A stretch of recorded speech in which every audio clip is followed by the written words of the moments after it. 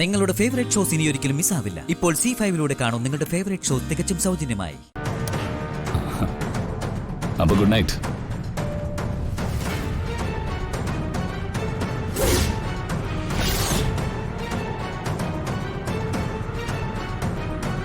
ഇല്ല മേഘനാഥ, ഒരിക്കലും നിന്റെ വിശ്വാസം നിന്നെ രക്ഷിക്കില്ല. ആ ജീവനാന്തം ഒപ്പം കൊണ്ടു നടക്കേണ്ട ഭാര്യയെ കൊന്നു തള്ളിയിട്ട് അവളുടെ അനുജത്തിയിലേക്ക് കണ്ണു പായിക്കുന്ന നിന്റെ ഈ ജന്മം മരിക്കും മുമ്പ് തന്നെ നരകത്തിലേക്ക് വീഴുമെന്ന് ഉറപ്പാ.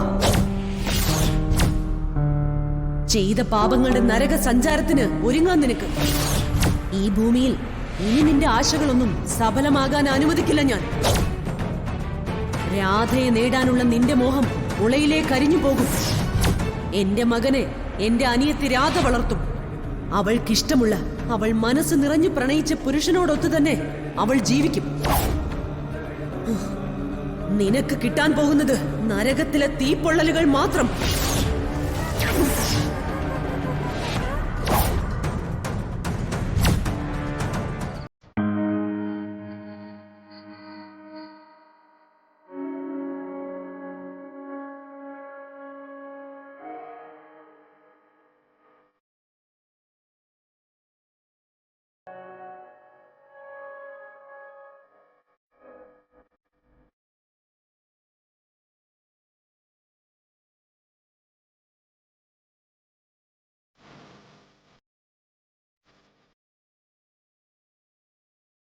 എന്താടോ താൻ ഓഫീസിൽ വന്ന് ഒറ്റക്കാലത്ത് അവസാനോ?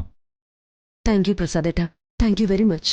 ആഹാ, ഇതെന്താ മേഡം പ്രത്യേകിച്ചൊരു കാര്യമില്ലാതൊരു കൈതൊഴിലും താങ്ക് യു വെരി മച്ച് ഒക്കെ? ആര് പറഞ്ഞു കാര്യമില്ലെന്ന്? ഈ വിവാഹ തീരുമാനം ഞാൻ എടുക്കുന്നത് എന്റെ സുഖത്തിനും സന്തോഷത്തിനും വേണ്ടിയല്ലെന്ന് പ്രസാദേട്ടന് അറിയാലോ. ആരതി മുരളി ഒന്നാവാൻ ഇതല്ലാതെ മറ്റൊരു വഴിയില്ലെന്ന് മനസ്സിലാക്കിയത് കൊണ്ടായിരുന്നു അത്. ശരി, ഓക്കെ, അതെന്തെങ്കിലും ആയിക്കോട്ടെ. എന്തായാലും നമ്മുടെ വിവാഹം കഴിഞ്ഞിരിക്കുന്നു. നമ്മളിപ്പം ഭാര്യ ഭർത്താക്കന്മാരാ. അതെ, ഭാര്യ ഭർത്താക്കന്മാരാണ്.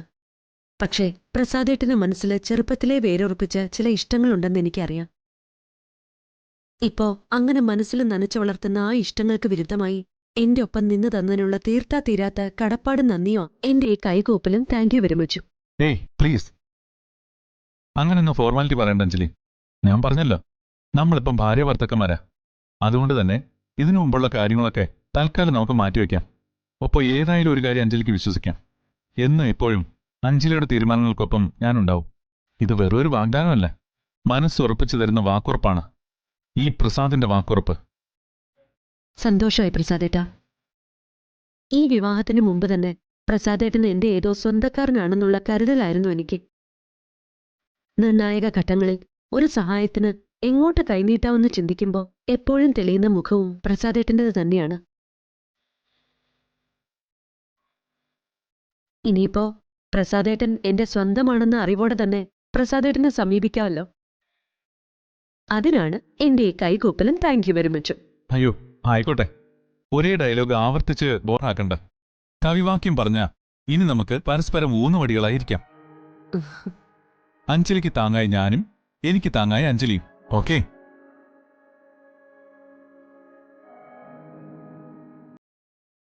അഞ്ജലി, അഞ്ജലി. ആ സീതമ്മേ, ദാ വരുന്നു. ഞാൻ അങ്ങോട്ട് നോക്കട്ടെ. ശരി, പോയിട്ടോ.